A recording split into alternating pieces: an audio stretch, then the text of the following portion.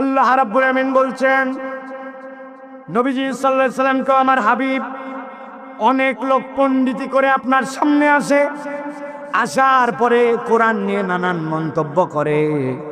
কোরআনের আইন যখন তাদের সামনে আপনি বলেন, ওই মানুষগুলা বাপ দাদার ইতিহাস আপনার সামনে তুলে ধরে। আল্লাহ রাব্বুল আমিন বললেন, আরবের মানুষরা এত বেশি বিচক্ষণ, এত বেশি আরবিতে পাণ্ডিত্যপূর্ণ, এত বেশি তারা আরবি বিষয়ে পারদর্শী ছিল।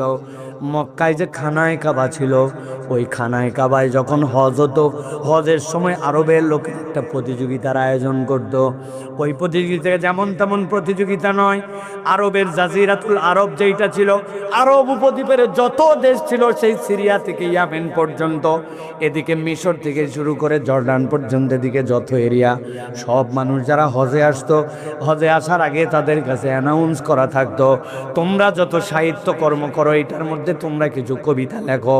ওই কবিতাগুলা নিখুঁত আরবিতে লিখে মক্কায় যারা পরিষদ আছে, পরিষদের কাছে জমা দিয়া যাবা।